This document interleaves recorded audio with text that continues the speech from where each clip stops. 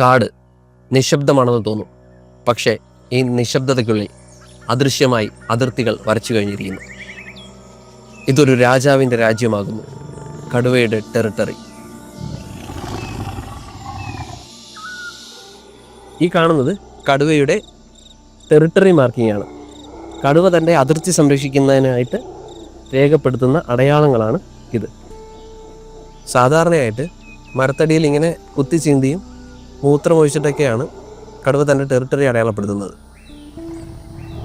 മനുഷ്യർക്ക് വ്യക്തമായിട്ട് തിരിച്ചറിയാൻ പറ്റാത്ത ഈ അടയാളങ്ങൾ മറ്റ് കടുവകൾക്ക് വ്യക്തമാണ്. അവർക്ക് ഗന്ധത്തിലൂടെയും മരത്തടികളിൽ ഉണ്ടാക്കുന്ന നഖത്തിൻ്റെ പാടുകളിലെ ആഴത്തിലൂടെയും ഇവിടെയുള്ള കടുവയുടെ ശക്തിയും ആധിപത്യവും മറ്റുള്ള കടുവകൾക്ക് തിരിച്ചറിയാൻ പറ്റും. ഈ അതിർത്തികൾ ഭേദിച്ച് മറ്റൊരു കടുവ വന്നാൽ അതൊരു സാധാരണ വരവല്ല, അതൊരു വെല്ലുവിളിയാണ്. ആദ്യം നിശബ്ദമായ സംഭാഷണം.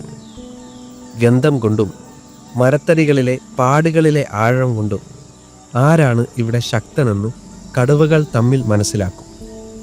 പലപ്പോഴും ഇവിടെ തന്നെയാണ് കഥ അവസാനിക്കുന്നത്. ബലഹീനൻ പിൻവാങ്ങും. കാട്ടിൽ യുദ്ധം അവസാന പരിഹാരമാണ്. അതാണ് കാടിൻ്റെ നിയമം. ശക്തനെ മാനിക്കുക, അല്ലെങ്കിൽ പിന്മാറുക. ഒരു ആൺകടുവ 25 ചതുരശ്ര കിലോമീറ്റർ പ്രദേശം സ്വന്തം ടെറിട്ടറിയായി രേഖപ്പെടുത്തി കാത്തു സൂക്ഷിക്കുന്നു. ഒരു ആൺകടുവയുടെ ടെറിട്ടറിയിൽ 3 വരെ പെൺകടുവകളും ഉണ്ടാകാം. ഈ ടെറിട്ടറി മാർക്കിംഗ് മറ്റ് ആൺകടുവകൾക്ക് ഒരു മുന്നറിയിപ്പാണെങ്കിൽ പെൺകടുവകൾക്ക് ഇതൊരു ആകർഷണമാണ്. ഒരാൺകടുവ ശക്തനാണോ എന്ന് പെൺകടുവ ആദ്യം നോക്കുന്നത് കാടിൻ്റെ അടയാളങ്ങൾ കൊണ്ടാണ്.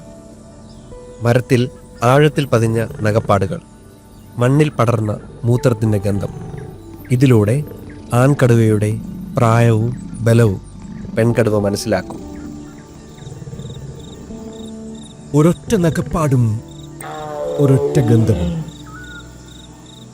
പറയുന്നത് ഇതാണ്: ഈ കാട്ടിൽ ഞാൻ ശക്തനാണ്, നീ സുരക്ഷിതയാണ്.